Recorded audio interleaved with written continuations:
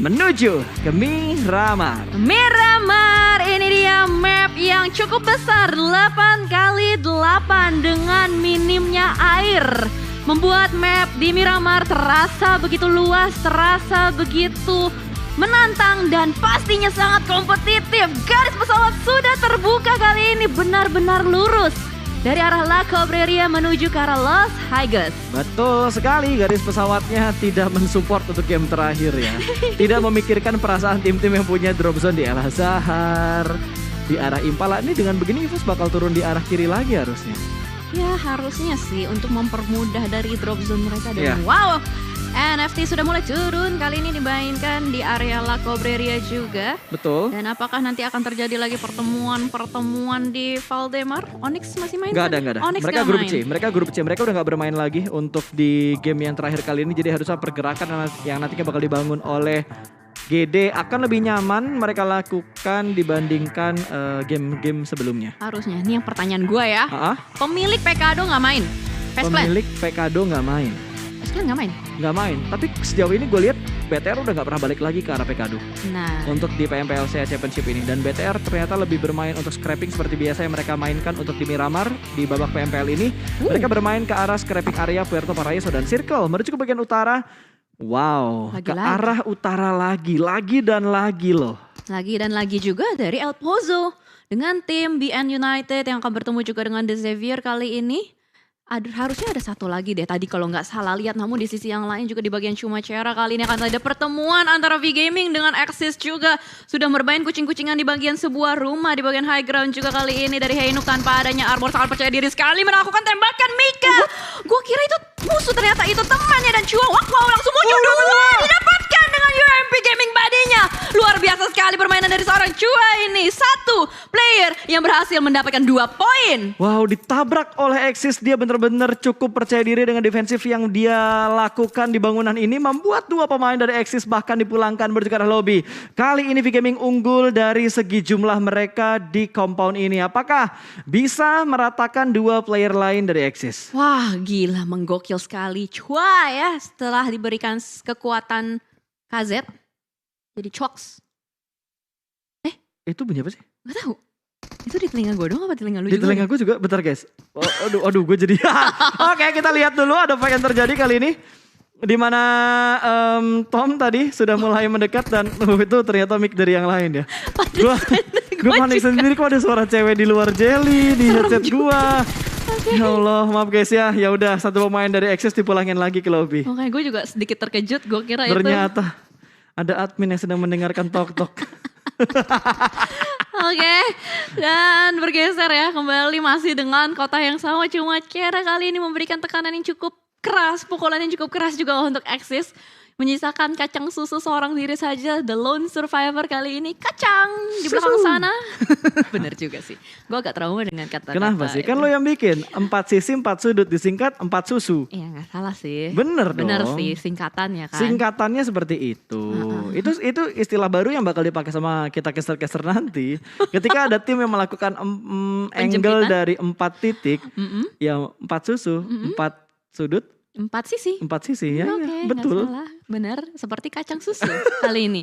Tapi kacang susu sendirian aja. Betul. Dia gak punya 3 temennya lagi, jadi harusnya sekarang jadi kacang aja. Oke, dikacangin nih. Dikacangin sama teman-temannya. Lu kalau beli martabak sukanya topping apa? Kacang? Kacang. Iya. Berarti lu suka dikacangin dong? Waduh. Enggak gitu rumus matematikanya. Oh, nggak gitu tuh. Tidak begitu rumus matematikanya. Ini kalau kita lihat kayaknya dari kacang susu pun gak berani untuk keluar gitu. Tinggal sendirian, mau gimana lagi? Ya susah sih. Tapi kalau misalkan dia mau survive, try hard. Tapi tim mereka udah aman kok. Axis bisa dibilang sudah cukup aman lah untuk masuk ke dalam Super Weekend yang terakhir. Nah itu dia. Harusnya masih aman dan kalau misalkan dia mau try hard pun kenapa tidak gitu kan. Why not? Why not? Dan sementara kita bergeser kembali juga dari Genesis Dogma. Pastinya aman dan nyaman di bagian Valdemar. Tidak Betul. ada Tapi Daybot kenapa kontestan. HP-nya low banget ya? Jatuh mungkin. Ah ya mungkin itu harus diperkirakan juga ya. Oke, sementara dari Xavier dan juga BN yang drop zone-nya selalu sama di area El Pozo kali ini mereka tidak ada baku hantam sama sekali. Kalau kita perhatikan dari arah live statusnya masih utuh semuanya dengan keempat pemain mereka, tidak ada inter knockdown, tidak ada pertukaran peluru ada atau tidak karena belum terpantau oleh kamera kita kita juga tadi mungkin sedikit terlambat dalam melihat fight awal antara BN dan juga DX. Tapi dari MSC yang turun di arah LL, mereka juga nggak perang dengan tim yang drop Eagle. zone-nya sama dengan mereka, yaitu Eagle Esport. Iya, harusnya sih masih cukup jauh ya. Soalnya kan dari Los Leones itu sendiri adalah salah satu kota yang paling besar juga di Miramar itu sendiri. Jadi mungkin membuat chance pertemuan itu semakin kecil.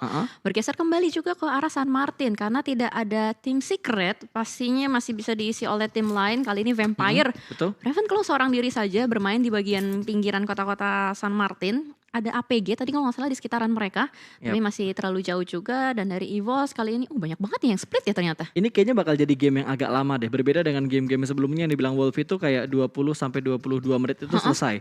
Ini kayaknya bakal sampai 25 menit mungkin, sampai di circle ke-8 atau bahkan sampai ke circle yang ke-9. Tapi kayaknya jarang banget gue ngeliat Miramar sampai circle ke-9. Mungkin sampai di circle 7 ke-8 lah. Sudah mendapatkan sebuah vehicle lagi untuk tim NFT, mengumpulkan sedikit demi sedikit vehicle yang mereka punya. Karena Miramar butuh banget setup vehicle ketika mereka berperang atau melakukan fight di area open field. Ya, aset yang penting ini pastinya juga. Selain sebagai sarana transportasi, juga bisa untuk digunakan sebagai obstacle untuk di late game-nya. Betul. Dan kalau kita lihat juga dari Four Rifles, ini juga timnya juga udah aman sih ya. Jadi harusnya nggak terlalu harus bermain dengan kejar setoran juga, bisa bermain dengan lambat juga. Bahkan dari kamera sudah terlihat itu Red mainnya udah santai banget, dari mukanya udah senyum-senyum aja tadi kan. Udah gak tegang-tegang lagi ya. ya? Udah gak terlalu tegang gitu, udah chill ya tuh lihat tuh senyuman tipis. Ya malah menurutku sekarang yang bakal tryhard itu V-Gaming dan juga APG. Karena ini dua tim masih bermain. Kalau misalkan mereka bisa ngedapetin WBCD, udah pasti Secret gak bakal ke babak Super Weekend. Kalau misalkan ya antara V-Gaming atau APG mereka main bagus di sini, itu mereka udah pasti poinnya bakal ngelampauin tim Secret. Ataupun bisa ngelampauin RRQ. Setidaknya poin RRQ itu di atas tim Secret, beda 10 poin. Jadi kalau misalkan poinnya tim Secret kebalap, poinnya RRQ kebalap, yang ke bawah duluan itu tim Secret. Iya sih, hanya berbeda tipis gap poinnya sekitar 2 atau 5, bahkan gak nyampe double digit gitu loh. Yap. Gampang banget kesalipnya dan ini akan menjadi sebuah match yang menegangkan untuk tim Secret. Kita lihatnya dari V-Gaming tuh, V-Gaming kan 30 ya. Iya 30. Tim Secret tuh kayak cuman 29. Kok V-Gaming udah 30 di sini? Ini V-Gaming tuh. Mungkin Apa tadi data yang di gua salah ya? Harusnya data di gua, kalau kita bandingin sama data official ya, harusnya data official yang benar. Iya. Harusnya data official yang benar. Tapi V-Gaming di sini di officialnya 30. Soalnya kita nggak lihat juga pas tim Secretnya datanya berapa. Kalau tim Secret di gua sih 29. Ya udah nanti kita lihat Ya, ya. nanti kita bakal lihat lagi lah untuk update poinnya berapa.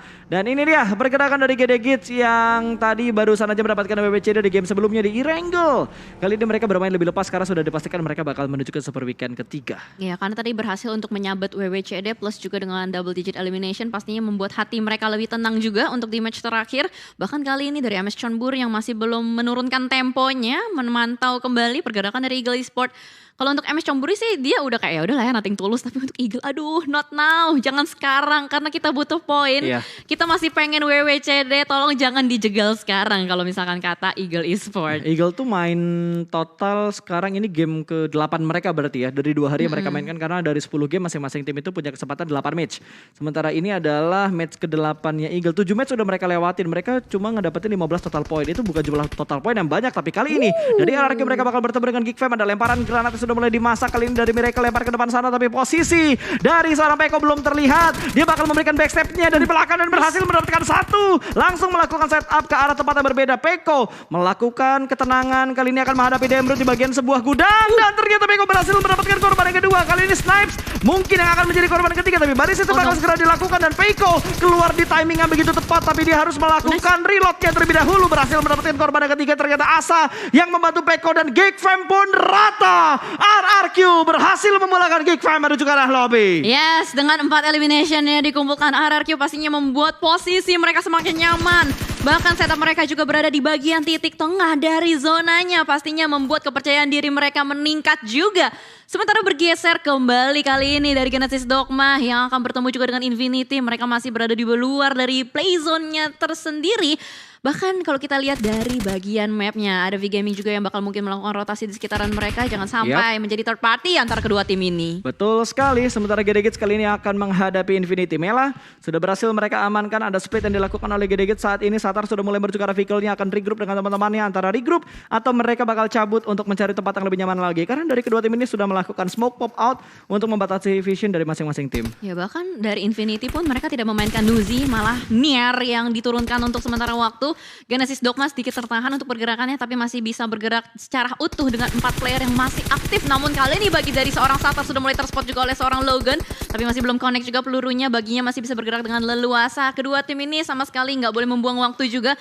Kalau misalkan Infinity terlalu lama wasting time akan membuat sebuah hal yang buruk. Near pun masih bisa menghindari tembakan dari Genesis Dogma, namun di sisi yang lain kali ini di bagian Junkyard area sudah ada Mechon Buri dan juga Eagle. Tembakan dari seorang Namshin dengan senjata M249 tapi masih belum bisa. Stone pun sedikit tertahan dan tertumbang oleh seorang Asa. Betul sekali, RRQ bakal menambah pundi-pundi poin elimination mereka dengan membegal rotasi dari Vampire. Tertembak, Asanya masuk lagi ke bagian dalam dan langsung melakukan healing. Sedikit terkejut begitu ada tembakan yang begitu menyakitkan dari arah Vampire, dan di arah lain dari Eagle Esport benar-benar mengganggu rotasi yang dibangun oleh MS Konburi. Yang gue bingung, udah dibuka jalurnya sama Jasper nggak aman, 3 pemain lainnya masih melewati jalur yang sama.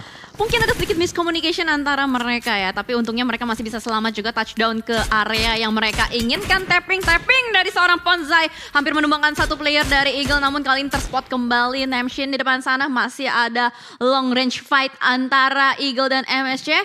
LDR fight kali ini, namun dua-duanya kayaknya masih belum mau terlalu ngepick terlalu lama juga. Membuka badan terlalu lama di Miramar itu akan membuat kepala pusing-pusing. Ya, 7 keliling nggak? Enggak, 10 aja. Oh, 10 aja, oke. Makin banyak ya. 7 aja udah pusing, ditambah lagi 3. Alright, dan ada tapping fire. Itu. Ternyata lebih sakit lagi tembakan dari MS Konburi. Iya. Ponzai dengan tappingan 2 pelurunya langsung saja membuat Datkon pusing 7 keliling juga. Dan kali ini sama-sama berada di bagian bibir zona, saling menglok satu sama lain juga, memberikan pressuring, dan ini siapapun yang lewat di antara mereka akan menjadi korban yang sangat enak sih.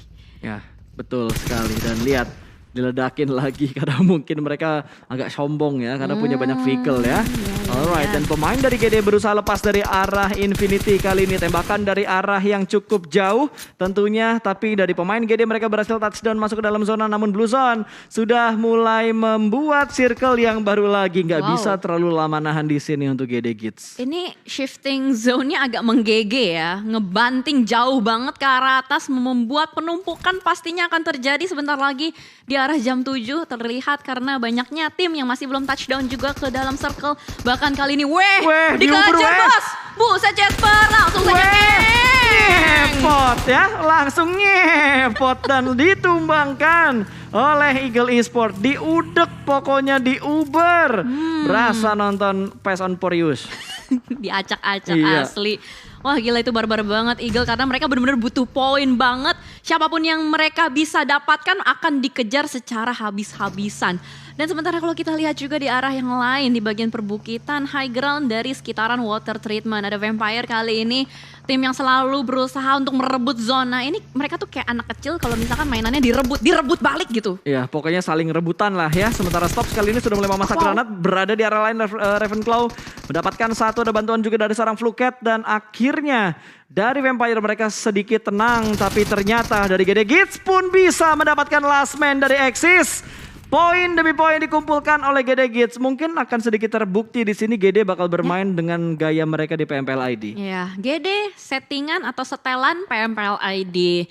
Dan sementara kalau kita lihat juga dari arah yang lain, ada RRQ kali ini yang juga bakal harus bertemu dengan Vampire di depan sana. Sudah ada timpuk-timpukan granat juga, tapi Vampire masih bisa memanfaatkan sebuah low ground yang mereka dapatkan juga. Dan dari Voldemort hampir saja tertumbang dengan splash damage yang cukup sakit. Dan Asa dengan Uzinya mendapatkan satu player di depan sana. sana. Betul, tinggal menghadapi 3 pemain lagi dari Vampire. Kali ini masih bersembunyi di balik sebuah Dacia yang dia punya. Lemparan granatnya memberikan splash damage karena 2 pemain dari RRQ. Namun 3 pemain masih cukup kokoh dan Voldemort mendapatkan 1 lagi. Ravenclaw dipulangkan ke arah lobby bahkan secara utuh Vampire. Sayap kelelawarnya sudah mulai dipatah-patahin oleh sang raja dan Vampire pun dipulangkan ke lobby. Wah, menggokil sekali, tapi ternyata V-Gaming Chua lagi-lagi menjadi pengganggu. Balada orang ketiga kali ini Israel dari bagian bawah mengganggu pergerakan RPK di depan sana juga sudah mulai terpantau dan bahkan V-Gaming akan berusaha untuk melakukan inisiasi push ke arah depan, sudah mulai mepet, semepet-mepetnya RPK kali ini yang menjadi fragger terdepan akan berusaha untuk melakukan buying time, tapi ternyata Baso terlalu matang menumbangkan seorang RPK Tuanzi dengan sangat percaya diri sekali langsung maju ke depan. Tangan Mort menjadi sebuah harapan dari RRQ, tembak ke arah depan, tapi ternyata terlalu cepat pergerakan dari V-Gaming dan kali ini RRQ yang dirontokin satu persatu. Ya itu udah gak bisa bergerak kemana-mana lagi untuk RRQ-nya karena mereka baru perang dari satu tim tiba-tiba udah ditabrak lagi sama tim lain. Mereka gak dikasih nafas untuk melakukan reset dan melakukan setupnya terlebih dahulu dan langsung dihajar begitu saja. Di tengah-tengah pertarungan ini antara RRQ dan juga V-Gaming ternyata Xavier juga sudah mulai memantau dari kejauhan. Asa berhasil menyelamatkan diri dan langsung saja melakukan proning. Sedikit ngaso di pohon yang rindang ini. Wah. Ngaso sih, tapi masalahnya dia gak punya mobil pas. Bener juga, seenggaknya gelar tiker lah ya. Aduh gimana caranya, Blue Zone-nya bentar lagi juga gerak gitu kan. Bahkan di belakang dari Asa tuh masih ada bayang-bayang V-Gaming. Waduh. Wah ini ngeri sih untuk Asa. Yes. Itu butuh banget ketenangan. Makanya dia pengen rebahan dulu, pengen menikmati angin Miramar yang sejuk tapi kok panas gitu. Mohon maaf. Sejuk panas gimana tuh? Kayak AC freonnya habis. Bener juga, butuh di maintenance. Waduh, ini dia Zofia terlalu barbar, terlalu terbuka di depan sana dan bahkan ada bukan V-Gaming tapi White Cat yang dari arah lain menembak ke arah depan. Begitupun juga dengan Four Rivals yang sudah mendapatkan sebuah rumah cukup nyaman di tengah-tengah dari play zone-nya. Betul sekali dan BN ternyata cukup dekat dengan Four Rivals. Secara nggak langsung tadi benar-benar berada di tengah-tengah sebuah pertempuran. Itu yang ngebuat Swavel scoutingnya gagal karena tiba-tiba 2 tim berada di sekitar Swavelnya sendiri. Tapi setidaknya menyelamatkan 3 pemain NFT yang lainnya lah. Iya, dapat informasi lah ya. Betul. Jadinya. Jangan kesini. Ada orang gitu. Berbahaya. Berbahaya. Alright, dan ternyata Asa masih bisa mendapatkan 1 player V-Gaming Chua dan berhasil di end, di secure reload berhasil tapi sayang sekali. Nice try untuk RRQ, at least mereka mengamankan posisi untuk lolos dan 9 elimination. Wow. Tadi gue sama Wolfie bilang tuh RRQ cuma butuh 5 poin aja untuk mengamankan posisi mereka, tapi mereka memberikan lebih. Mereka memberikan 9 elimination tanpa adanya poin placement karena tadi di peringkat ke-13 kan ya. Ya, at least mereka lolos. Yang penting lolos Super Weekend. Betul, sing penting yakin. Nah itu dia, tapi ternyata di sisi lain kita akan melihat ada sebuah gatekeeping yang dibangun oleh Bigetron Red Alliance. Ada MS Chonburi yang mungkin akan berusaha untuk menerabas area dari Bigetron Red Alliance. Kokangan granat dari seorang Ponzai meletup di depan sana. Ryzen masih harus diselamatkan, tapi dari Bigetron Red Alliance tidak boleh terburu-buru juga, harus melakukan setup. Tapi Luxi tipis banget HP-nya, harusnya masih bisa melakukan healing terlebih dahulu. Betul, dan masih cukup tenang ternyata ada follow up juga dari seorang Zuxi menambah setup smoke-nya. Tapi malah Zuxi yang tumbang terlebih dahulu, yang membantu setup smoke malah yang terknockdown terlebih dahulu. Lemparan granat dari MSC benar-benar menyakitkan. Luxi kali ini berusaha untuk menyelamatkan seorang Zuxi, namun ada gerakan push yang dibangun oleh seorang Ponzai. Sudah mulai memasak granatnya kembali. Lemparan kali ini apakah bakal tipis atau bakal jauh? Ternyata lemparan tipis saja menuju ke arah tengah dari smoke-nya dan meletup, ternyata melewati garis smoke yang dibuat, namun granat berikutnya berhasil menumbangkan kembali 1 pemain dari Bigetron. Gila ini MS Chonburi barbar banget, tapi Luxi masih selamat menembak ke arah depan. Dot 1 Ponzinya, tapi ternyata NC2. Oh my god, body system dari MS Chonburi terlalu barbar dan ini membuat BTR harus puas di posisi ke-belasan. Ya, nice try untuk Red Alliance, nice try untuk tim RRQ. Dua tim yang sudah dipulangkan ke arah lobby dari Indonesia ini. Wih, tadi gue kira tuh udah pulang langsung loh, tapi soalnya dia low kan. Iya low, masih bisa healing, cuman dia gak sempet buat nge-revive. Betul, oke. Gue kira tuh tadi langsung dua-duanya kena granat, boom, hilang. Dua-duanya kenok, masih ada 1, tapi gue lupa tadi better tinggal 3 ternyata. Nah itu dia, soalnya si MS Chonburi ini dia timingnya benar-benar on point banget gitu loh. Dia tahu ada down 1, ditimpukin lagi granatnya. Jadi bertubi-tubi membuat si BTR ini belum bisa repositioning, udah kena granat lagi. Jadi sebuah gatekeeping yang diterabas oleh MS Chonburi. Well, kita harus move on juga ke arah yang lain. kali ini untuk play zone-nya bermain di area perbukitan high ground yang sudah mulai dijaga juga oleh NFT. Ada Infinity dan juga ada beberapa tim yang sedang berusaha untuk masuk ke arah dalam. Yap. Lagi-lagi NFT yang melakukan rotasi cepat ya, di mana mereka mendapatkan zonanya dan gimana caranya dari NFT mengeksekusi dan menzoning out tim-tim yang akan berusaha masuk. Betul, sementara GD sudah berada di titik yang cukup aman. Kali ini mereka mendapatkan sebuah compound, tapi mereka butuh bergerak sedikit lagi untuk masuk ke dalam zona. Dan di belakang mereka sudah diintai oleh 2 harimau kali ini yang sudah bersiap-siap maju ke depan sana. Dan Red Face di arah lain mendapatkan 1 pemain Infinity. Yes, benar banget. Dari Infinity juga udah mulai terculik satu persatu player-playernya. Bahkan disecure oleh Nichil. Waduh. Dan kali ini juga dari EVOS pun terpantau pergerakannya oleh BN. White Cat ini benar-benar adalah satu player dari BN yang sangat mengganggu menurut gue. Dia nggak tahu kalau harimau lebih garang kali ya. Dari kucing. Kucing putih nembak harimau putih coba tuh. Anda bercanda? Waduh, kita lihat nanti kalau memang bertemu ya. Alright. Dan pastinya dari EVOS pun akan berusaha untuk melakukan rotasi dari arah yang lain. Mereka tahu ada banyak sekali tim di depan sana, tapi KF benar-benar ngegas terus aja. Wow, itu mobilnya meleduk. Tapi KF untung masih sempat untuk melakukan turun dari mobil. Dan Microboy kali ini yang masih lanjut aja melakukan pergerakan. Angle shot sudah mulai tertutup juga. Masih bisa selamat, tapi KF butuh sedikit waktu untuk bisa bergerak nyusul teman-temannya. Wah, dipotong dong. EVOS bener-bener niat buat motong satu tim yang ada di dalam sebuah compound. Red Face sudah mendapatkan sebuah checkpoint kali ini.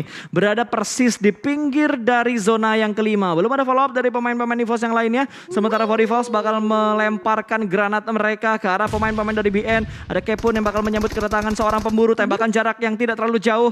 Middle range namun masih belum bisa mendapatkan sebuah knockdown. Tapi tiba-tiba Kepun dapetin 1 dan pemburu langsung dikonfirm menjadi sebuah point elimination. Wow, udah banyak sekali tim yang bermain di bagian pinggiran memotong setup dari berbagai macam tim yang akan berusaha untuk masuk. Dan dari BN United masih bisa mendapatkan sebuah spot yang cukup nikmat juga. Masih bisa berlindung di balikan sebuah gundukan-gundukan. Yep. Begitupun juga dengan For Rifle tidak mau menyia-nyiakan waktu, langsung saja mengirimkan satu player dia. Reed begitu cepat, tapi ternyata terlalu cepat. Para Jin meng-spot keberadaan dari Reed dan langsung ditumbangkan begitu saja. Betul, belakang mereka belum bersih. Nekat banget untuk maju ke depan dan akhirnya terbackstep oleh For Rivals. Terbackstep oleh tim lain yang ada di belakang mereka ya. Ada Eagle Esport tadi, BN. Yang nembak BN bukan sih? Eagle ya? Lupa. BN! Pokoknya tim Vietnam deh tadi. BN, Ya udah gak apa-apa, kita move on aja deh. Kita move on aja lah ya, agak sedikit lemot memang sudah jam segini ya guys ya. Alright, kali ini BN mulai mendekat dan harusnya tadi memang BN karena gak ada Eagle Esport di sebelah kanan yang nembak dari tim sebelah kanan. Eagle Esportnya ada di sebelah kiri. Atau yang ngenokin tadi sebenarnya Eagle Esport. Ya iyalah yang manapun yang ada di sekitar dari For Rivals. Karena memang posisi dari For Rivals tersandwich oleh 2 tim ini. Itu dia, posisinya nggak nyaman banget untuk bisa melakukan rotasi secara leluasa. Bisa kita bilang seperti itu. Tapi untung untuk Apple dan Epi masih ada sebuah gundukan yang bisa dimainkan. Namun, what? Winchester? Are you kidding me? Epi membawa sebuah Winchester sampai ke late game. Entah apa yang ada di pikiran mereka, tapi ternyata Mungkin kali ini... looting mereka kali ya. Tapi ya mungkin dari segi lootingan terlalu minimalis. Ini gimana cara mereka lolos gitu. Mereka cuma punya area yang bener-bener kecil banget. Dan ini udah tinggalin sama Zona. Zona pun akan bergerak sekarang juga untuk Blue Zone yang ke-6. Ini DPS yang udah gak main-main lagi. Sementara di arah lain V Gaming Forge melihat pergerakan 2 pemain di bagian high ground. Dan mencoba bergerak For Rivals keluar dari area kecil tersebut. Namun tidak ada waktu lagi karena Blue Zone sudah mulai menghimpit. Dan EVOS akhirnya fight mereka pecah bertemu dengan GD Gits. Ya, karena keduanya berada dari sudut yang sama dan mau gak mau harus berlomba dengan waktu juga untuk bisa masuk. Tapi The Xavier, satu playernya dimusnahkan begitu saja. Rebis bakal langsung ngacir dengan mundur. Ngacir dengan motornya mundur. Iya. Iya, itu maksud gua. Iya, betul. Terus masih kita lanjutkan lagi ya. Untuk Red Face-nya masih bakal fight juga dengan Nichil di belakang sana. Daybot juga demikian terpepet. Dari Blue Zone terlalu sakit juga. EVOS harus pulang tanpa membawa pulang elimination. Ya, belum ada poin elimination dikumpulkan. Tapi setidaknya mereka mendapatkan 1 poin placement dari hashtag yang mereka amankan. GD Gits juga sudah dipulangkan berbicara lobby. Berarti wakil Indonesia yang tersisa hanya tinggal NFT. Itu pun tinggal 2 pemain saja. Karena 2 pemain NFT lainnya sudah terculik oleh tim-tim lain. Ya, playzone yang cukup menyulitkan ya. Hanya bisa memanfaatkan gundukan-gundukan doang. Karena ini benar-benar open field banget.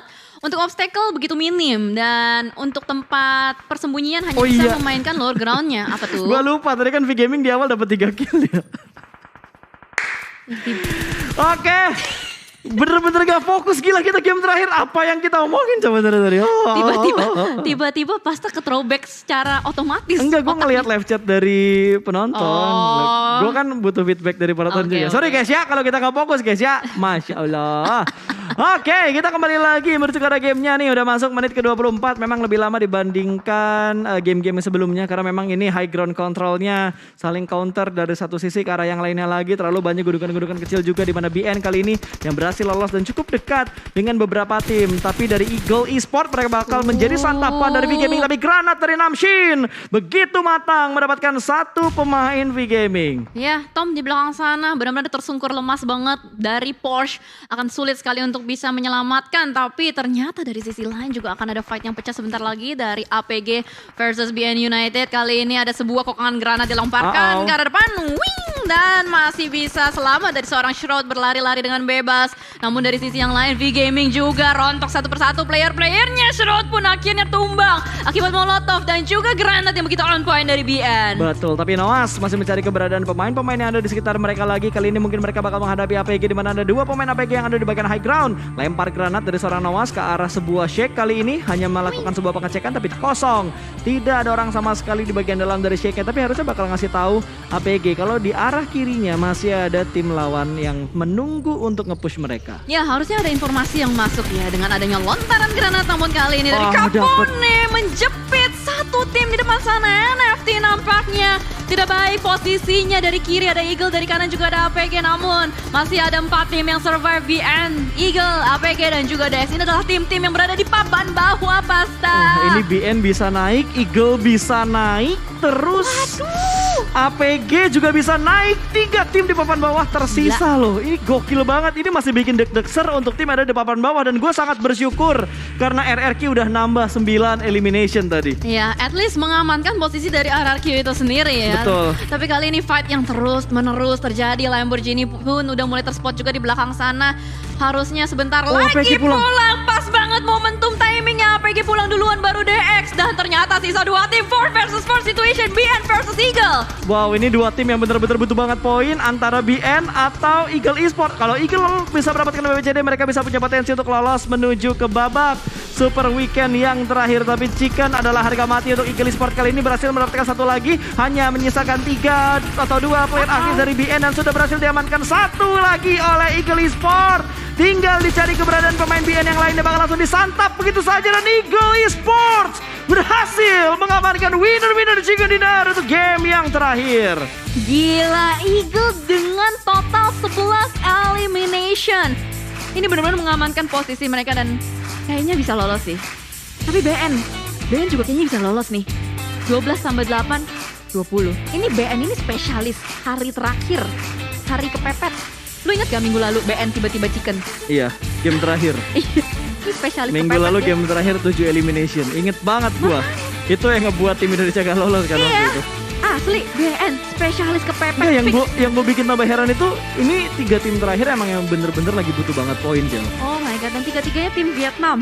APG, Eagle Esport, APG pulang duluan tadi. 4. BN,